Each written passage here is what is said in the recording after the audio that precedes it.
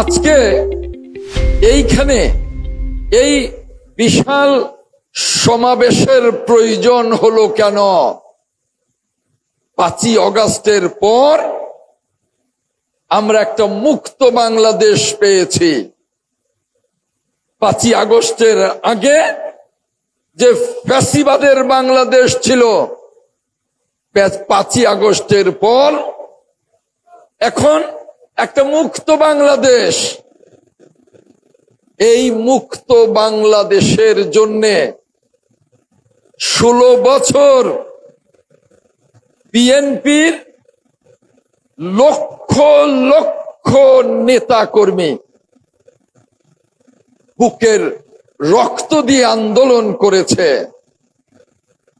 মুক্ত বাংলাদেশের জন্যে সারা বাংলাদেশের মানুষ বিএনপিকে সমর্থন করেছে।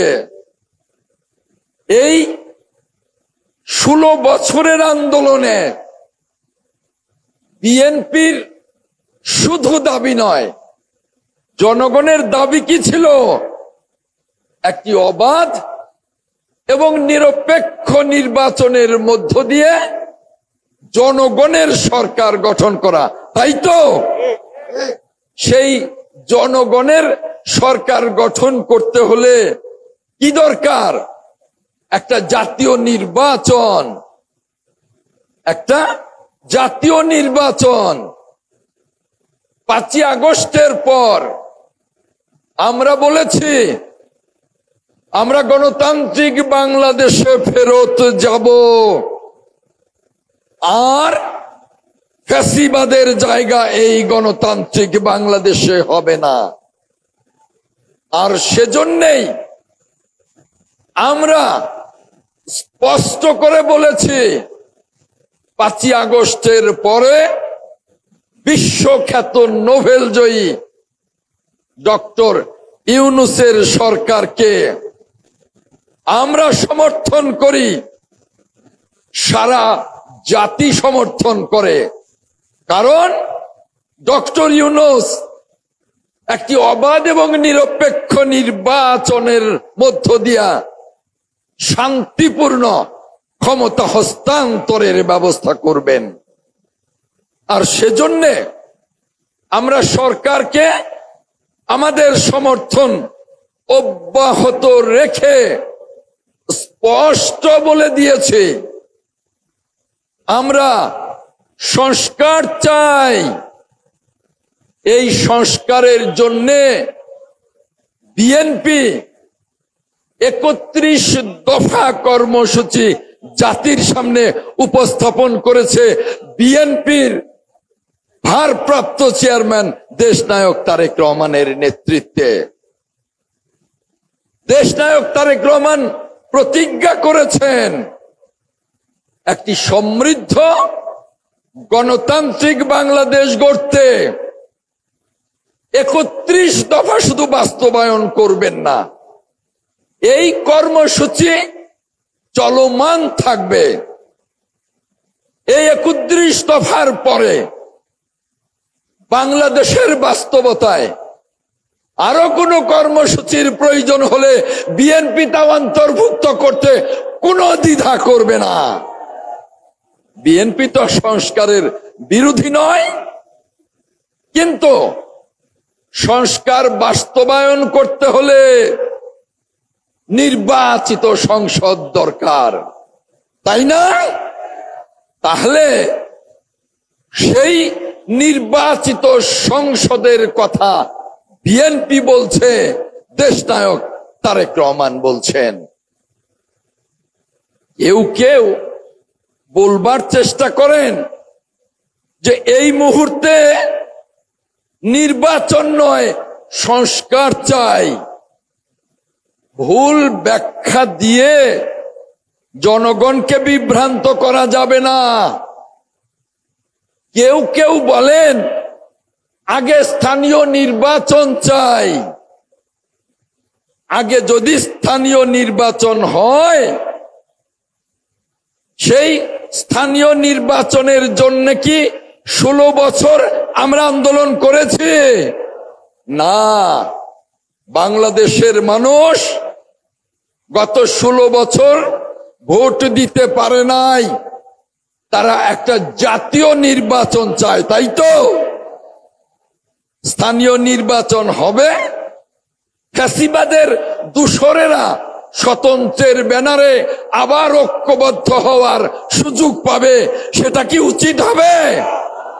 কোনোভাবেই নয়। পরিষ্কার বক্তব্য, সংস্কার চাই, কিন্তু ওইটুকু যেটুকু সংস্কার না হলে একটা নির্বাচিত সংসদ গড়া যাবে না। সেটুকু সংস্কারের জন্য আগামী 6 মাস পর্যাপ্ত সময়।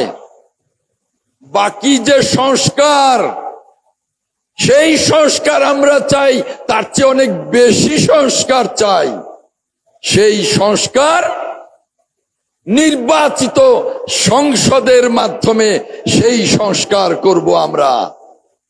কারণ প্রত্যেকটা সংস্কার বাস্তবায়ন করবে নির্বাচিত সংসদ। তাই জাতি আজকে নির্বাচনের জন্য অপেক্ষা করছে। আজকে এই সভায় আরেকটা বিষয় আছে, সেটা হলো দ্রব্যমূল্যের ঊর্ধ্বগতি। আচ্ছা বলুন, নির্বাচিত সরকার ছাড়া দ্রব্যমূল্যের ঊর্ধ্বগতি যে রোধ করা যায় না, গত 6 মাসে এই অন্তর্বর্তীকালীন সরকার সেটা প্রমাণ করে নাই? করেছে। আমরা যত বলেছি এই সরকার যে চেষ্টা করে নাই তা না, কিন্তু নির্বাচিত সরকার ছাড়া, জবাবদিহিমূলক সরকার ছাড়া এই দ্রব্যমূল্যের ঊর্ধ্বগতিকে থামানো যাবে না। ওটা কেমন? নির্বাচিত সরকার আসবে, বিদেশি বিনিয়োগ আসবে, বিশ্বের বৃহৎ বিনিয়োগকারী রাষ্ট্রগুলো অপেক্ষা করছে কবে বাংলাদেশে নির্বাচিত সরকার আসবে, আমরা বিনিয়োগ করব। নির্বাচিত সরকার ছাড়া ব্যাংকিং ব্যবস্থায় শৃঙ্খলা ফিরবে না। ব্যাংকিং ব্যবস্থায় শৃঙ্খলা ফেরবার জন্য নির্বাচিত সরকার দরকার।